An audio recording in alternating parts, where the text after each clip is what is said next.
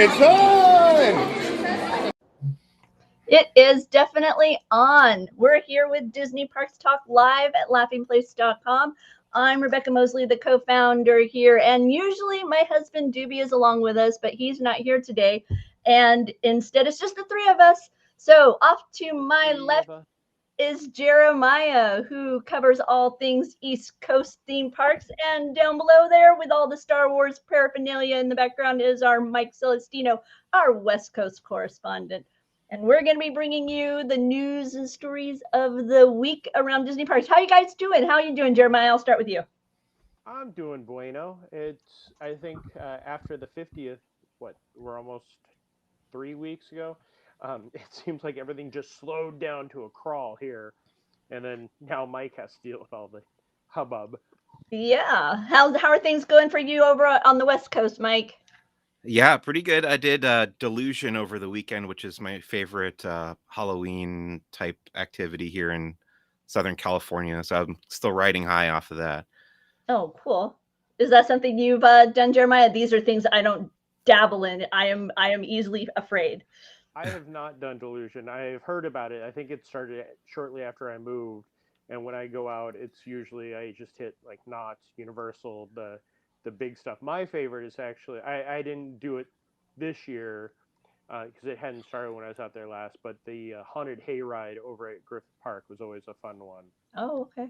Very cool. Very cool. Well, in the world of Disney, West Coast headlines have dominated today.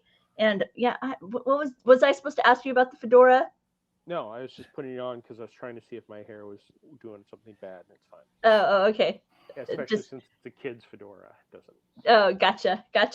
In the world of Disney parks, Disneyland dominated the news today, with the big news being that they have increased ticket prices, parking, added a sixth tier of that demand pricing, and the top tier of Magic Key is considered sold out. So I'm not exactly sure. I guess this is all new territory for us. How did you guys greet the news?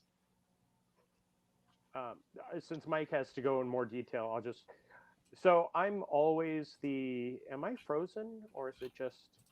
You sound very low to me. Yeah. Sorry, we're still getting used to our programming around here. I woke up to the. Hey, look, here's the new information. And, we can expect the normal price hikes and that kind of stuff. The parking was one for me that every time they raise the parking, I just kind of shake my head a little bit more. But $30 now, $40 for guests of the hotel, that's a bit steep. But really, the one that I just looked at and went, I will defend Disney on many, many different moves, but $224 for a one-day park hopper, I can't do that. That is just ridiculous.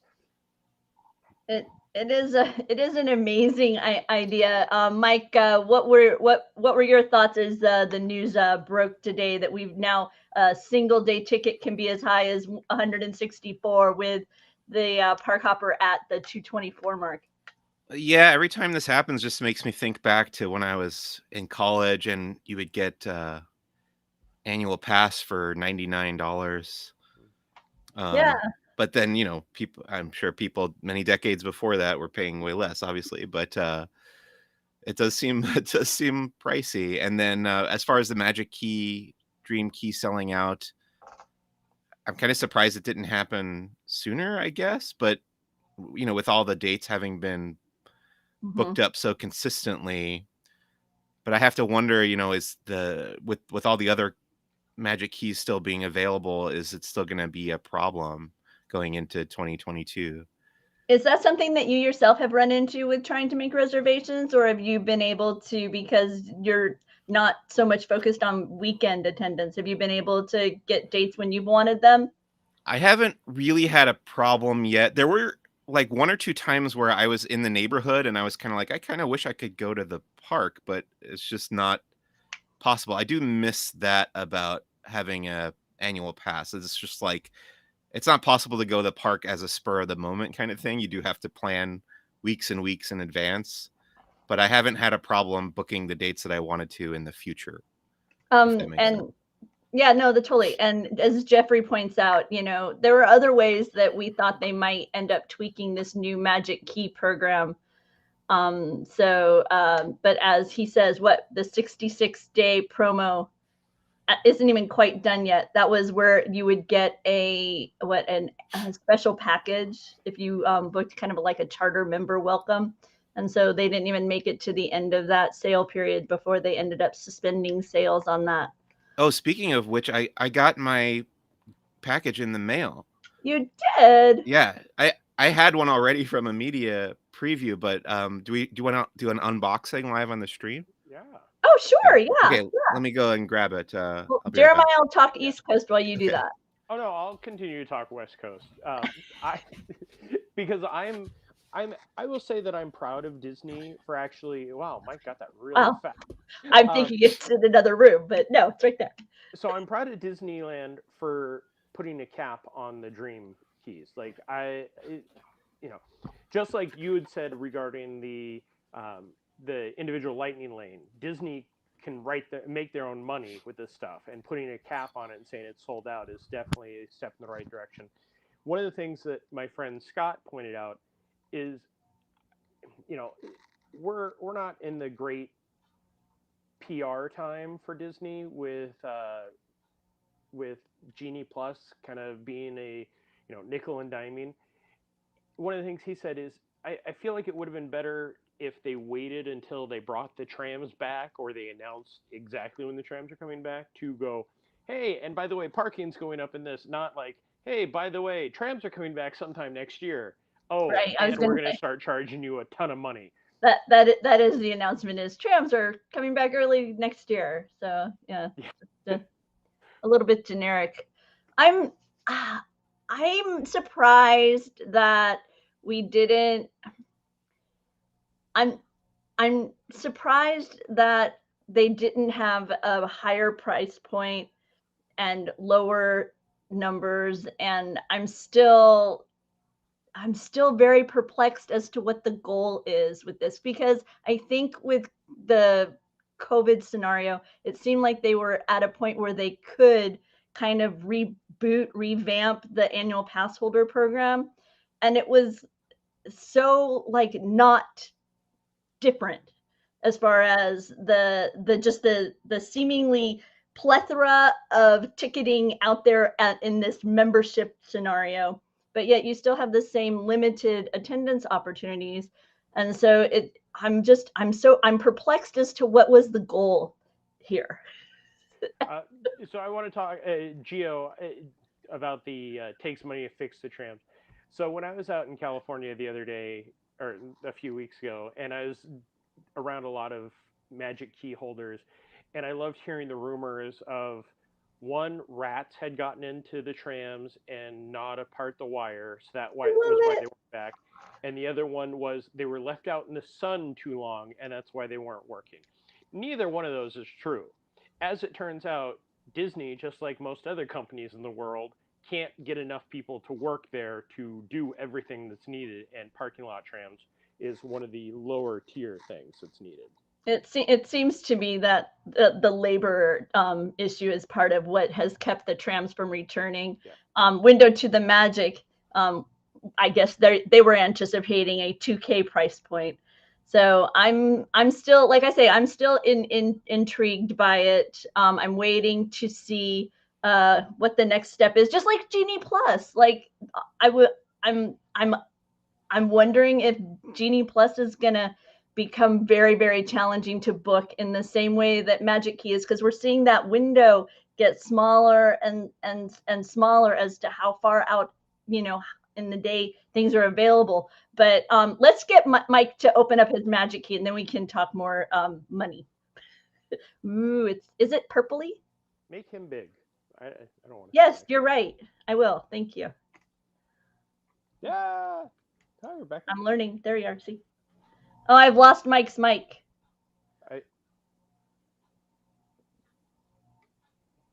Do you hear him, Jeremiah? Oh, there you are. Hear me now? Sorry, that was my fault. I turned it off to cough earlier and Forgot to turn it back on. So this is what it looks like when you'll get it in the mail. It is purple. I'm not going to show the back because it has my address on it. Good thinking. But I'll just go ahead and open it up here. Ooh. And it's got tissue paper. Let's see. Magic key button. Ooh. You can kind of write something on there. There's a little blank space. I was gonna say it looks like you can like write and like wipe off. So what you're set like what time is like happy birthday to me, wipe it off. Happy anniversary to me, wipe it off. Let's see what else we got. Magic key. I miss you, Doobie. Pin. Very nice. It's short than I thought. It's short and stubby. Yeah. Let's see. There's a movie Insiders. I'll cover up the code there. Hang on, I need that code. Yeah, right. What do you? So you get some points with the unique code. That's nice. 2,000 points. What? Ooh. What kind of things would you redeem with that, Jeremiah, Mr. Movie Insider? Well, I have enough points where if they bring it back, I can do the VIP tour of the Walt Disney Studios. So you're hoarding right now. Oh, I've been hoarding for a long time. Here's the lanyard. Wow. I wonder if Ricky made those. What do you do with lanyards nowadays? I keep getting lanyards. I'm like, I don't know what I should do with them. Wear them to conventions when they come back. And then this map. Should learn how to make a purse. Like Harvey does those seatbelt purses. I should make lanyard purses. That's a pretty cool map. I do like that. Do they have DCA on the other side? Come on, guys. You have to think of everything. Oh, they've even got that too. Maybe next year they'll put out the DCA version. And then lastly, it's like a little magic key pamphlet with a magnet inside. Ooh, I want one of those.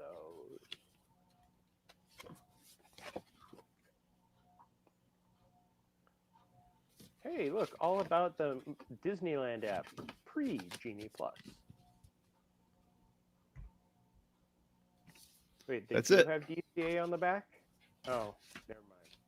It's Paul making a joke. And that's everything inside the magic key mailer. No, that's inside the magic something different. That's the magic key. Right. That's a nice little package, a little additional gift. And was that available just to the Dream, or was that for anybody purchasing a magic key? Do you guys remember? I was trying to remember. I thought it was at anyone. Yeah, anyone within the first 66 days, so people can still get it if they purchase one of the other ones as of now. And last week, Mike wasn't able to join us. He was having other fun. I can't imagine what that would have been. And but he did travel around Walt Disneyland. That's what it's called. Walt Disneyland. Yeah. I knew that was wrong, and then I started saying Disney. Nope, that's not it either. So it's like, no, Disneyland. That's where you were, and the monorail's back. Yeah, my first time going on the monorail in 2021.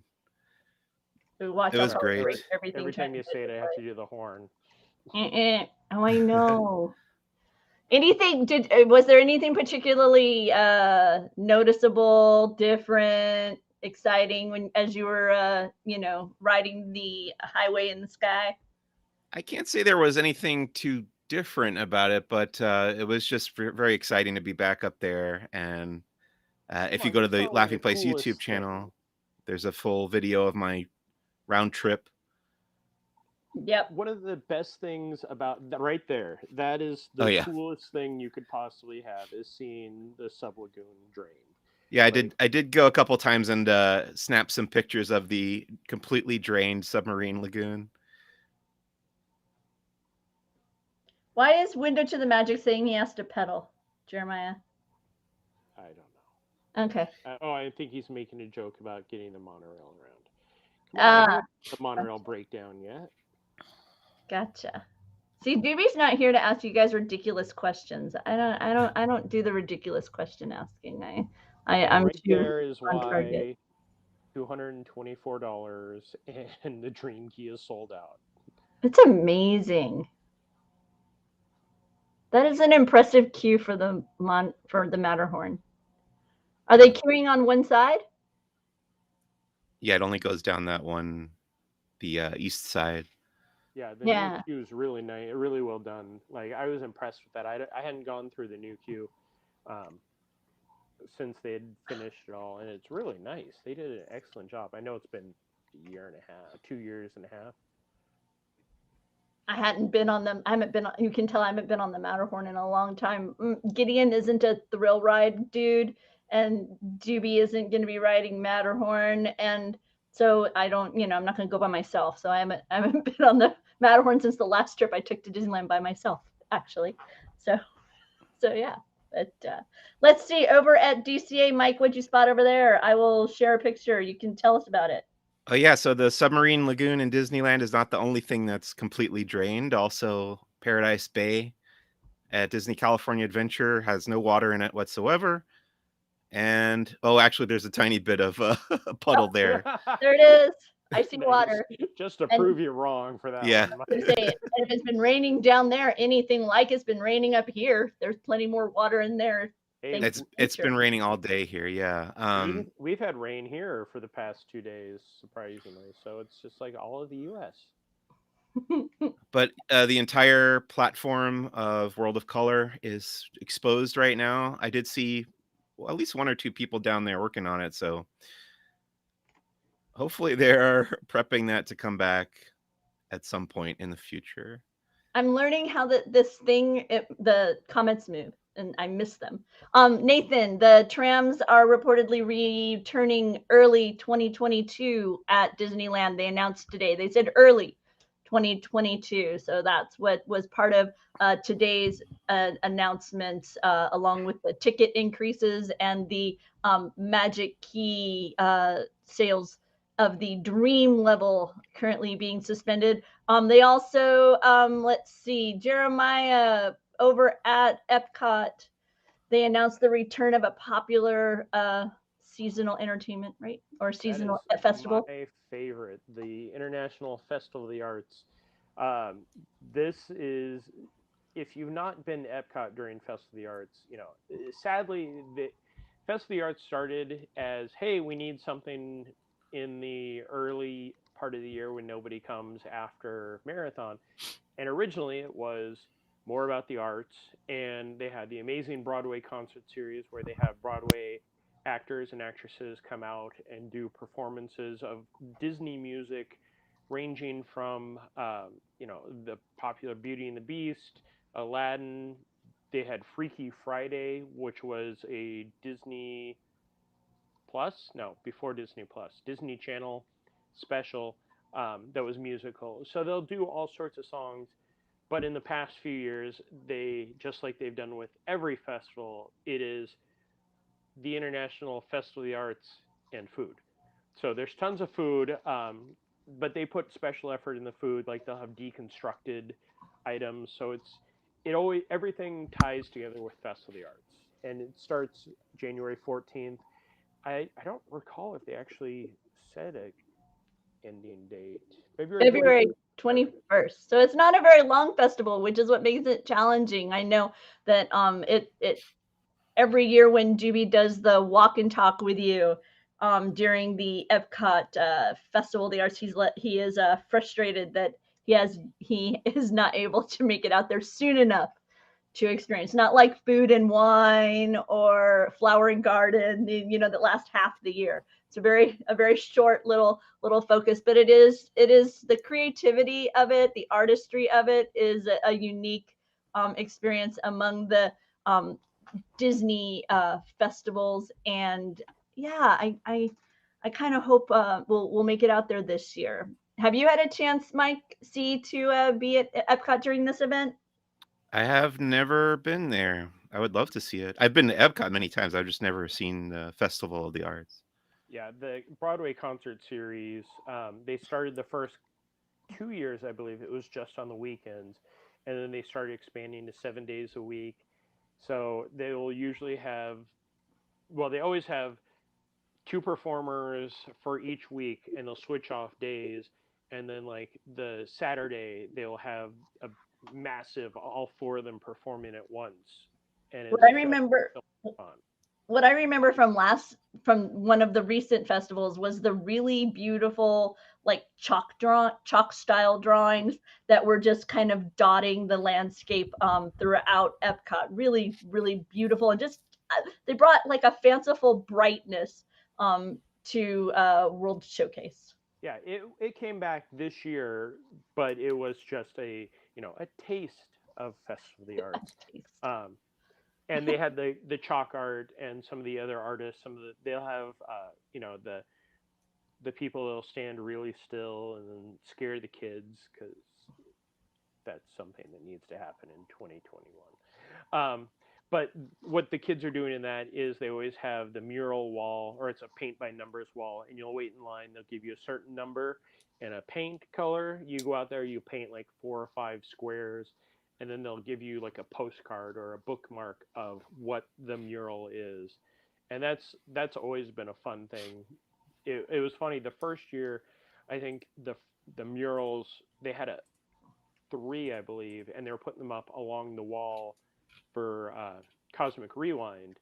But this past year, I want to say the murals were getting done in days, and they just started repeating. They'd take down the mural when it was that close and put up the exact same one overnight.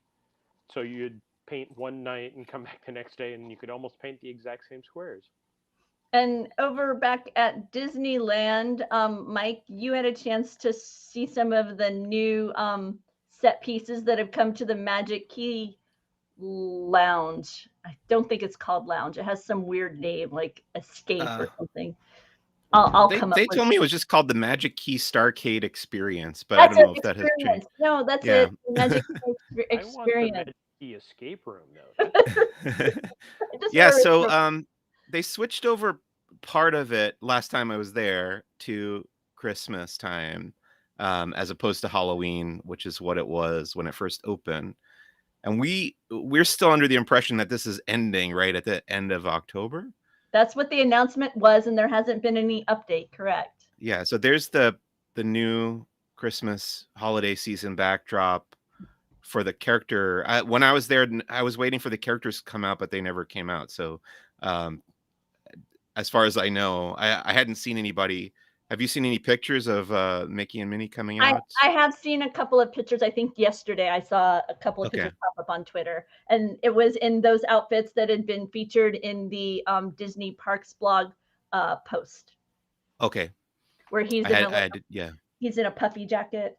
Mickey's I did not get to see that, but they had some Christmas trees. So yeah. So She froze. Oh boy. Dropped out. There we go. Yeah, I got a connection warning. And on the other side of the room, it was still the Muppets Haunted Mansion and Nightmare Before Christmas photo ops. So those didn't change, at least when I was there a week and a half ago or whatever. So wait, they had 2 holidays collide? On both sides of the park now, right? Tony, stop acting like me on this stream. Oh, I know. It's crazy. Let's see.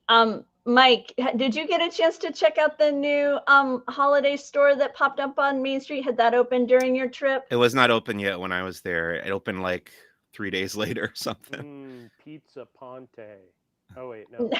No, not Pizza Plaza Point, because Disney never has the items experiences with very similar names close to each other. They never put Plaza Inn, Plaza Pavilion, Plaza Point within the same Plaza Gardens within the same zone. That's me digging at Tony, by the way, Mike C.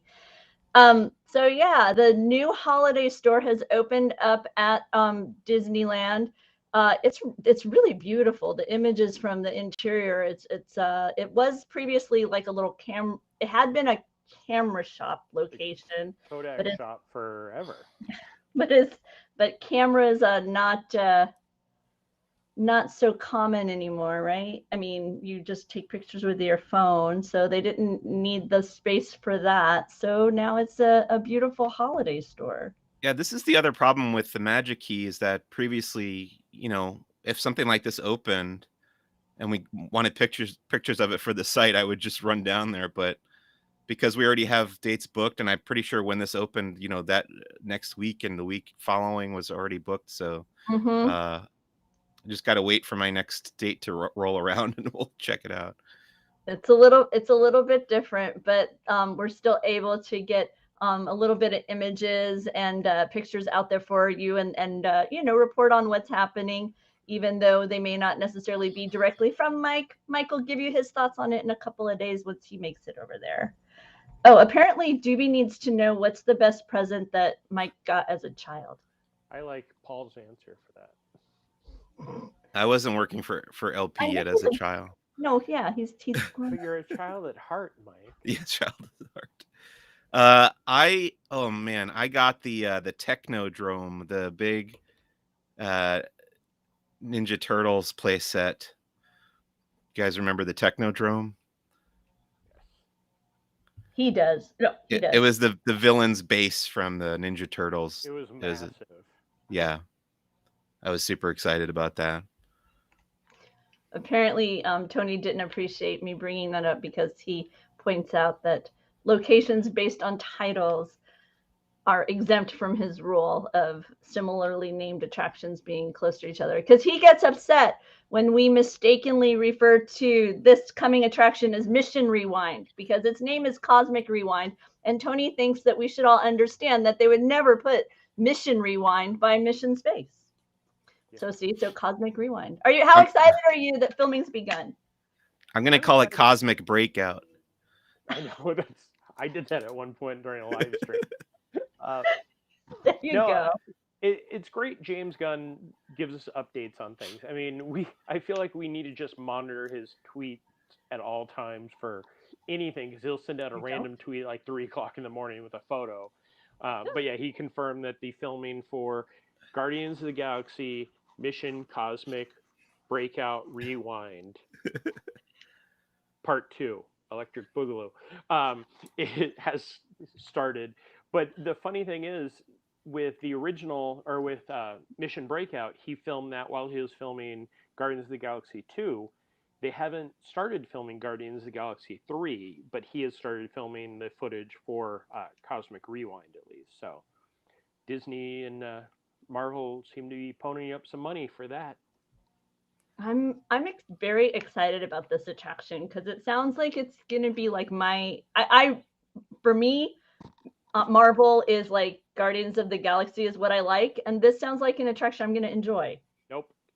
I will almost guarantee that you will get on there and you'd be like, I am never riding this again, because why? It is a roller coaster, no matter what. I don't mind roller coasters. I can't do the many G's on the body. Walking into that building, as much as they say it's a family coaster, it's the Omni coaster, it is still a spinning coaster that has that entire building plus a backwards launch and everything else. Yeah. It's going to be one of those things of everybody will go, oh, this looks great, and you won't see anything. So everybody will be finally like, I'm going to go on this. And then they'll get off, and then they'll have to play a video outside going, this is a roller coaster type attraction. I'm gonna have to make a note of it, because my thought process based on all the videos is different. Are you on the same page as Jeremiah, Mike C? You're thinking that this is going to be more thrilling than I expect based on this marketing of family coaster? You've seen some of the insider, images out there and whatnot. I have seen the ride vehicles. I've seen some of the videos and stuff, but Jeremiah has actually been inside the building, right? Yeah. I don't know. I would hope that it's accessible to everybody, but I'm excited for it either way. I know there are a lot of people out there that don't love the more thrilling attractions, but those people probably don't go on Mission Breakout either, right? I don't go on. I don't. Breakout? I don't go on Mission Breakout or Tower, but I like Expedition Everest. I love, Big Thunder Mountain, which is coming back to Disneyland on November 4th. I can't imagine it being much more intense than Everest. That's my hope. I want to say that they put it in between. I can't remember the two coasters that they put it in between. I think they put it in between Seven Dwarfs Mine Train and Big Thunder, which to me is not. There's not much space in between those two, and the coaster is similar, or the attraction storytelling is similar to Gringotts at Universal Florida, but it's not going to be the horrible stop, tilt, drop. This is going to be backwards launching, going up, spinning. So. Okay. So let's take a moment and think on Disney World coasters and by intensity, like Disney thrill rides by intensity. And what would be at like the top of your intensity scale, and then maybe give me a couple, and then what's at the very bottom of your intensity scale? Because I want to, yeah. Top is Rock and Roller Coaster, right? Yeah. Okay. See, for me, it's Tower. Oh, well, that's not a roller coaster. But thrill experience. I'm thinking thrill, intensity of thrill. See, okay, so then you would have to put in Mission Space, right? Mission Space would have to be the capper. You never have to put in Mission Space. I have only ever done Mission Space once, and I swore I would never do it again. So that's Doobie too. Doobie's like, I'm never doing that. No, it's just not my thing. I think Rock and Roller Coaster is still the top for me, and the bottom would probably be Mine Train, because that one doesn't have a lot. I mean, even Barnstormers above Mine Train as far as the intensity goes. Yeah, I don't know. I think I might put Big Thunder below intensity than Mine Train. No. It's got those curves. Like, it really depends on how much you swing, huh? Oh man. But yeah, I think this is more in the Everest range than the Mine Train Big Thunder. I just looking at the track and the size of the drops and the curves and everything.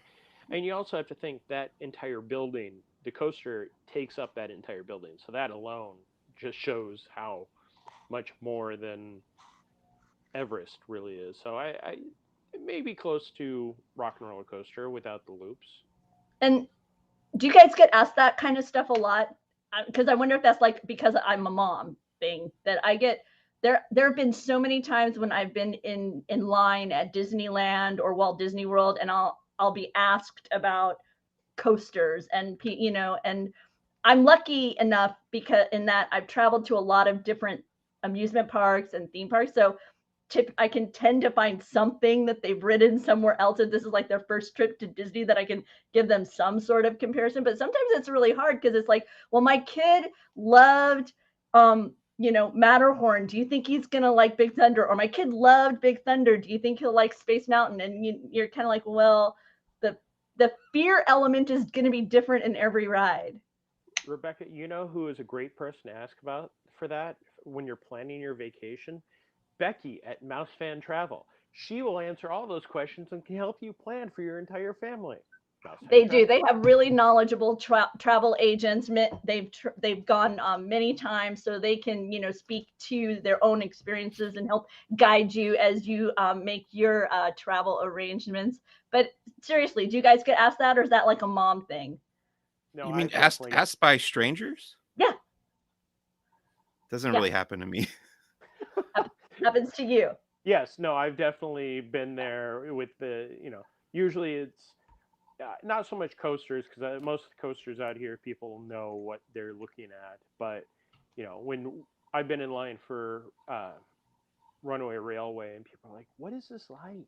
Have you been on this before? I'm like, yes, it's fun. Enjoy it. Do you get that, Mike C? The kind of, you look like somebody who's been here a few times. What can you tell me about what's going on? I feel like when I'm at Disneyland by myself, I am either like moving around very fast for work stuff or sitting and working on my laptop or something. Like I don't really ever get approached by people who I don't know. It's very, very rare. Yeah, most of the conversations that I've ended up with, it's usually because Gideon, our son, has kind of struck up a conversation or been playing with the other child, and so then the mom or the the people with them will feel inclined to be asking questions. So yeah, but no, okay. I was just curious, Gideon, but I'm now you've got me right. all worried because I was so excited because I'm not a big Marvel fan, and like Guardians is my favorite of all the Marvel films, and I was like, yay, I'm gonna actually be able to go and enjoy this. Now you've got me all nervous that I better not get my hopes up. No, Party pooper again, just Jeremiah. seeing in the building and knowing your level of I attraction enjoyment, I think this may be a little bit too much in the intense area for that. okay. Do we have a date yet for Guardians? Next year. Next year. It could be, we could have a massive right around October 1st for the 40th of Epcot. That's going to kick off another 18-month anniversary, and then we'll go into Disney's 100th in, never mind. No, we don't. Probably more towards the spring, summer area. Yeah, because Tori and I keep talking about taking a week to go down there and just kind of take our time and do everything. I think we're going to wait till after that opens up because I really want to see that. I don't blame you. Yeah, I would totally wait. I can't believe I still haven't been down to Avengers Campus at Disneyland. We had, kind of pushed out some of our plans to wait and be able to check out Avengers Campus, and I still haven't yet made it down there, but hopefully relatively soon. Hey, Jeremiah, I thought we'd talk a little bit about Genie because you got to give that a try a couple of times. I don't even remember what day that is anymore. It was we talked about your first day when we got together last time. It was like your first day giving it a try, and I feel like the breakout star of the Genie Plus, because I mean we knew it was going to give you the standby access, but I think the breakout star has been these filters that people seem to be enjoying. Oh yeah, the filters are great. Tony, I'm looking at the parks blog. It doesn't say, it just says will debut in 2022. So if you find something else, Tony, let us know the source. Yeah, the filters definitely were, I love doing the filters. I'm standing, thank you for not having my pictures. That's why I'm glad Doobie isn't here. I was standing at the TTC waiting to get on the monorail, and I'd purchased the Genie Plus in the morning. And I was like, oh, I forgot about, and I hit the Genie filter and just lost it. I was laughing so hard. But yeah, the Genie Plus, the first day I feel like it wasn't widely known. I was talking to somebody today, a cast member, and they said that the standby queue for Peter Pan was up to like 135 minutes, aka just like it used to be when FastPass was around. So I'm guessing Genie Plus has now hit that point where everybody understands, hey, pay the $15, get on the attractions. I did 14 attractions between 9 a.m. and 4 p.m. on a weekday and definitely bypassed a lot of queues. So I'm a big Genie Plus fan. The app continues to change. We've seen it change since the launch day. They put back in the My Plan, which was something that we were all kind of clamoring for because it's hard to find what your plans are in the tip board or My Day. So now they had the future plans. Yes, all plans are future plans unless you're doing them right now, Kyle. But they've done a good job, I think, listening, watching social media, and updating. It's something I did in the Magic Kingdom. I was talking to a friend who was going to Epcot. He's like, "Do you think it's worth it for there?" Kind of.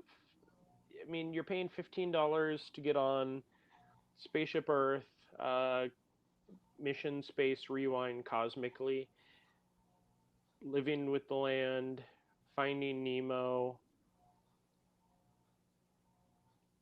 Soarin', Journey into Imagination, 6 attractions.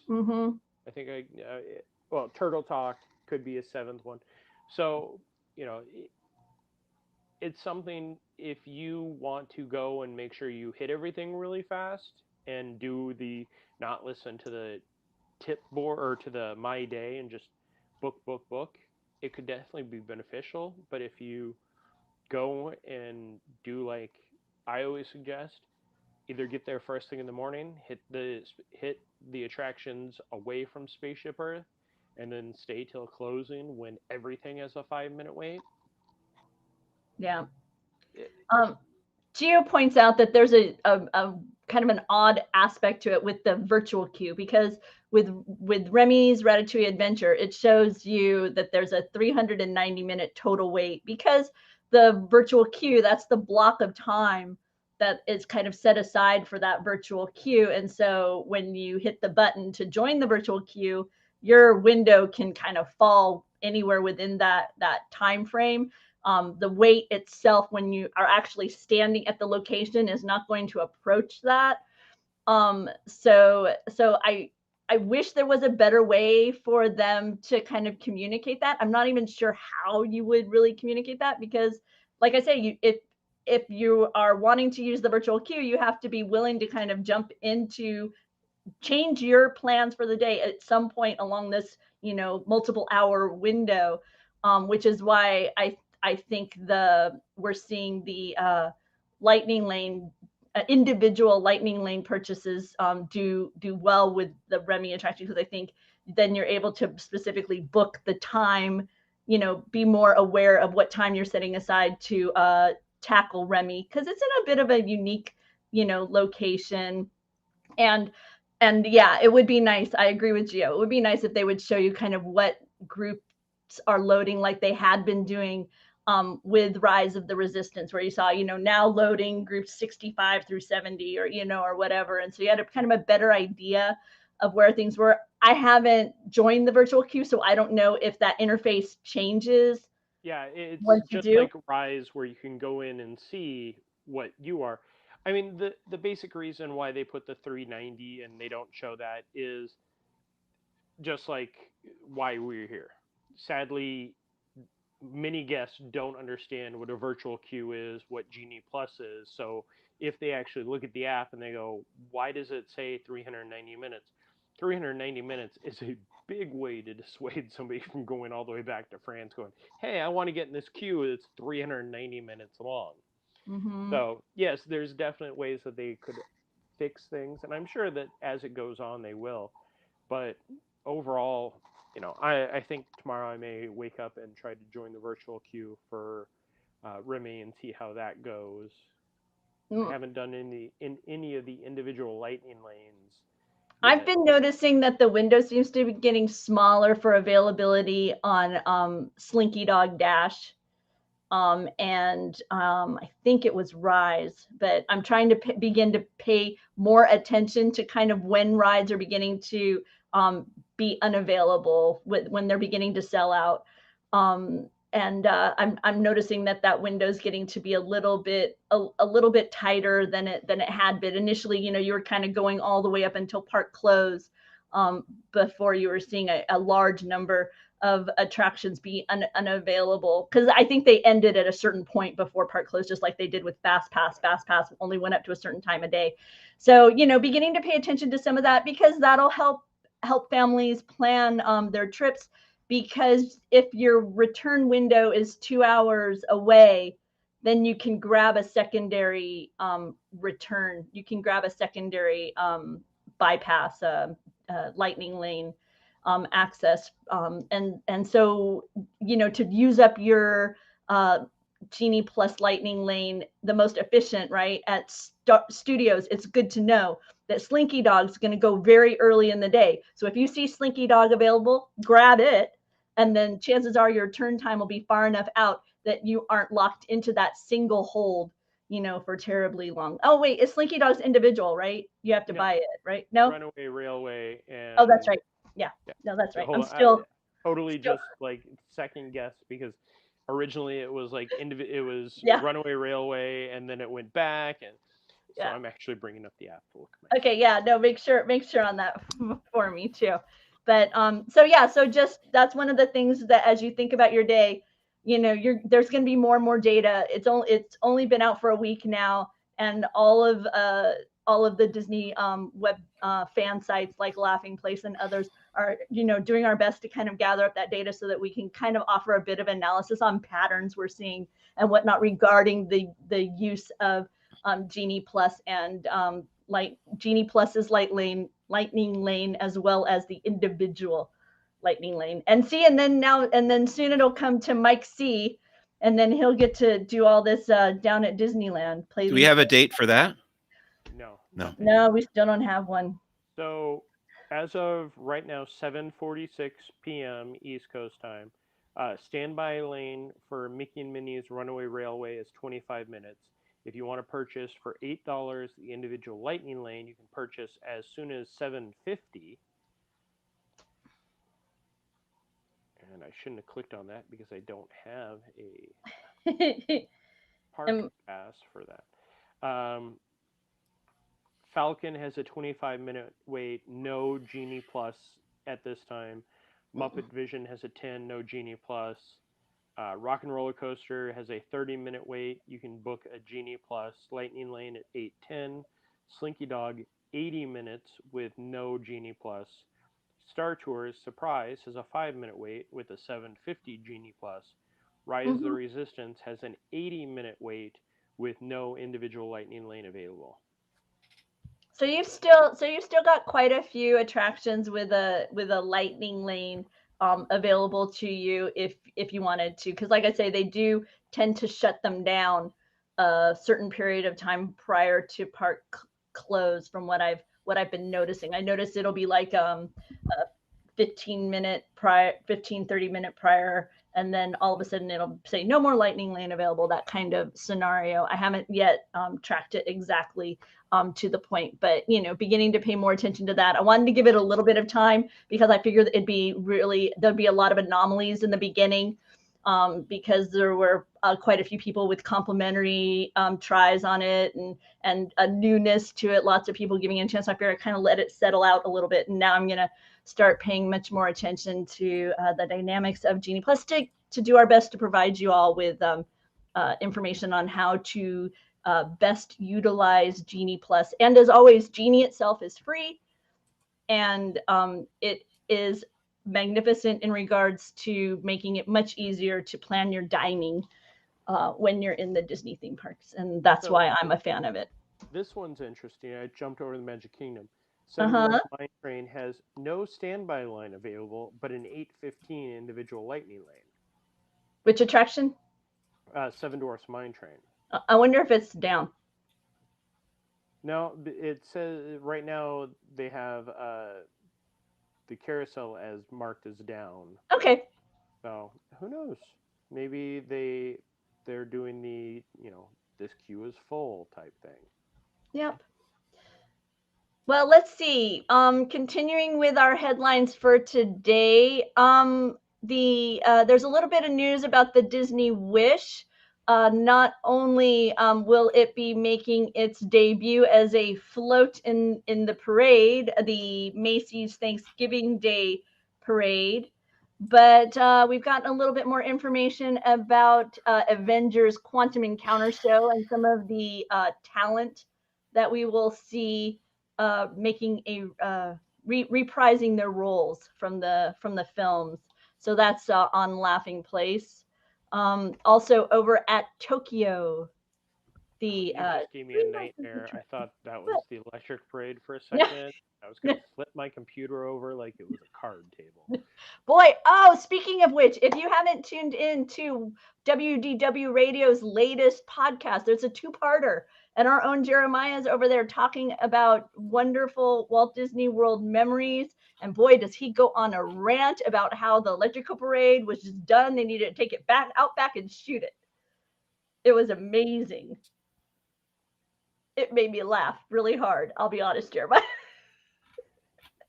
Did Christopher just give Yes. us a donation? Yes, and he wants to know if we think Anaheim will approve Disneyland forever. I'm sorry, forward. No, not those fireworks again, please. This is so not my area, the Disneyland Forever. This is where I need to like text our CEO Ben and be like, "Hey Ben, what's your take on Disneyland Forever? Do you have a take on Disneyland Forever? Because I want to, give him a take for jumping in here with a little super chat." Jeremiah.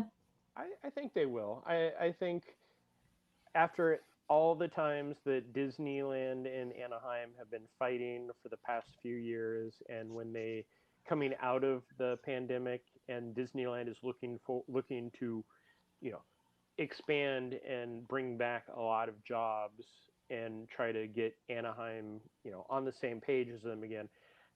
I don't think we'll see all the plans that they or the concept art that they put out originally come to fruition. I think that will change as it goes, but I definitely think some parts of Disneyland Forward. Now you've got me saying it. Sorry. Will happen. Have you been following this, Mike C? I took a little peek at some stuff that was popped up the other day. Is it something that's been on your radar at all yet? I didn't realize there was new stuff coming out about it. I saw some paperwork regarding the possibility of some other streets becoming privatized and stuff like that. So nothing, earth shattering really. No, I didn't. Since the first initial proposal came out, I don't know if I've seen any updates about it. But yeah, it wouldn't surprise me if it got approved either. Cool. Okay, so there you go, Christopher. The two guys here think it'll move forward. So let's see. Other than that, I think we're going to wrap up just discussing the fact that today is Magic Kingdom's dedication day. It was 50 years ago today that Walt's brother Roy delivered the dedication for the theme park. I know that Disneyland is treasured among Disney fans as being the park where Walt walked. I like to refer to the Magic Kingdom as being the place that was built on a brother's love. And so that's the magic that it holds. So with that, I just, Jeremiah, I'll start with the West Coaster, who had been an East Coaster, and that's Mike C. Do you have any thoughts, any memories about Magic Kingdom? Yeah, Walt Disney World was my favorite place as a kid, absolutely, and I loved going there with my family whenever I got the chance. And that park in particular, Magic Kingdom, kind of introduced the whole concept of what a Disney Castle Park was to me, because I didn't go to Disneyland until I was in my late teens. So that's kind of always going to be the gold standard, even though Disneyland is now kind of my home theme park. But yeah, I love Magic Kingdom. I was going to ask why did they wait 3.5 weeks to do the dedication after they open? This is so they had this fear of July 17th happening again. That was Roy's biggest thing. So they soft opened on October 1st, which for some reason has become the anniversary, even though Disneyland's anniversary is the 17th, which was the dedication day. So they had the fear of July 17th being happening again. October 1st, they opened up Magic Kingdom. They had Florida police up and down World Drive, or whatever street that was at that time. Now World Drive. Yeah, I think it was Benji once said it was North-South Road or something like that. And opening day, nobody showed up. Like they had a very small attendance, and even going into October 25th, the dedication, no, I'm not a July 18th, or I believe July 17th is still the big day. But Roy saw, let's have a soft opening. So they opened on October 1st. They let it go for 3 weeks. They dedicated on October 29th. They had the opening Walt Disney World special, which we actually have on our YouTube, the entire footage, which has amazing scenes. Julie Andrews doing some great stuff. Bob Hope dedicating the Contemporary when there wasn't even a monorail platform. They had to create stairs for him to walk down, and just some amazing things throughout that special. Go look Walt Disney World's opening on our YouTube channel. Um, and then it wasn't even until Thanksgiving that the crowd started to appear here, and they had a fear that this was going to be a failure up until just around Thanksgiving. When the two hotels were open, the Contemporary and the Grand and the Polynesian, which were in between the dedication and today, or I'm sorry, the soft opening and today, um, they didn't have a lot of attendance out there, but it turned around very quickly and now has grown to, I don't know if it's still the number one travel location in the world, but it's still in the top 5. And throughout Twitter over the past few weeks, there's been a lot of fun follows from people who were there opening day in some cases, or the earliest months of Walt Disney World in other cases. I enjoyed an account by a gal who was there around December, like that first weekend of December 1971, and just how horrific it was and how upset her family was at how crowded it was. And then I found a clipping from a newspaper tweeted from a different account of that same time period, I think even that same weekend. And so I was able to share it. I was like, hey, based on your images, I saw this newspaper article and another tweet, and it was just, it's amazing to see the images from 1971. So there definitely been lots of archival images kind of popping back up to the surface. My first trip was in 73, but I'll let Jeremiah talk about Magic Kingdom. Some of the pictures, though, if you go to the Disney Parks blog, Stephen Miller, an amazing, great person, friend of Laughing Place, he's been doing then and now articles, and today he posted a picture of Roy and Mickey at the dedication in 1971, and the exact same angle from today, where it's, look, there are the pumpkin spiders back there. My first trip was in 1980, and that was, I'm trying not to go too deep to like bring me to tears, but my father had died earlier in the year. So hey, we're going to try to just get the family, me, my sister, my mom, all came out to Walt Disney World. We were here 1980. We had a 2-day ticket. We stayed at the Contemporary. We only did 1 day. I still have my child ticket that has Mr. Smee's autograph on the back, but it still has 1 day stamp. And the things I can remember are Tiki Room, Haunted Mansion, and being in the Contemporary, and my mom hiring a babysitter from the hotel to come and babysit my sister and I. And we only did 1 stinking day at this park. But no, I love Magic Kingdom. I love Walt Disney World. I mean, that's why I'm in Florida. California is still my home and always will be, but Walt Disney World is just so much fun. And Magic Kingdom, I love going to. I'm sad that I couldn't go there today, but I'm still worn out from the 50th and from Genie Plus Day. Well, my first trip to Magic Kingdom was in the fall of 73. And I'm pretty sure I went one other time before my family moved to California in 77. And the reason why I say that is because when they took me to Disneyland in 77, I complained to them that I was mad we didn't take the boat and where was the water, because that apparently had made quite an impression on me from our Walt Disney World trip, that you had to take a boat before you got to Cinderella Castle, or in the case of Disneyland, Sleeping Beauty Castle. A good rainy day, that parking lot, you needed a boat at Disneyland. And then over the years, I visited, I was at the studios the year after it opened.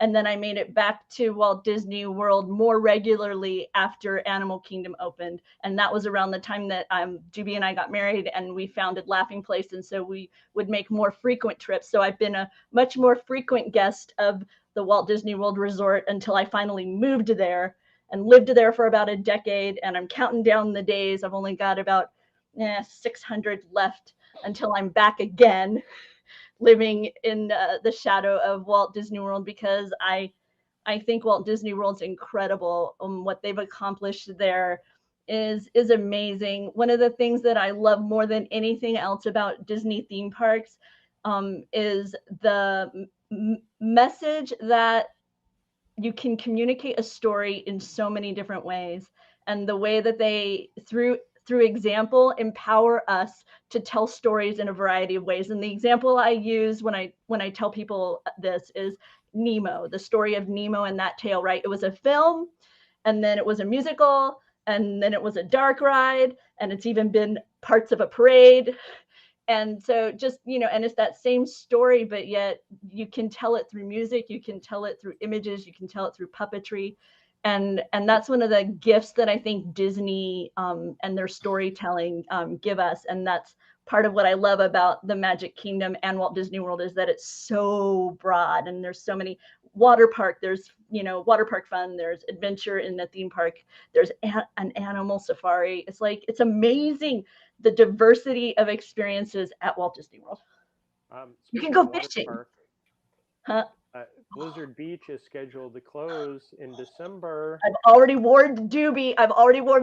If they say Typhoon's coming back, I'm on a plane. I am on a plane. I think Typhoon Lagoon is Imagineering perfection. So someday I will share all of the reasons why I think that. But yeah, no, I really do. So very happy dedication day to the Magic Kingdom. 50 years old. We look forward to many, many more years. And we thank you all for joining us here. Yes, Jeremiah. So our next holiday on the books, is it Disney Plus Day or Life Day? Ooh. What day is Which Life comes Day, Mike? first? The 17th. So Disney Plus Day is earlier. Yeah, the 11th? The 12th, I think. 12th. It's the 12th. Disney Plus Day comes November 12th. I'm already working on my Life Day orb in preparation for November 17th. And then we've got Mickey's birthday right after that. So many celebrations around the corner within the world of the Disney fans. We thank you all for joining us. And as we get ready to say goodbye, I'm going to send us off with a little clip because Dumbo turned 80 over the weekend. And so I'm just going to bid farewell with a little bit of Dumbo from the Magic Kingdom. So bye, everyone. We'll see you all real soon. Oh, hey, let's make that big. Round and round.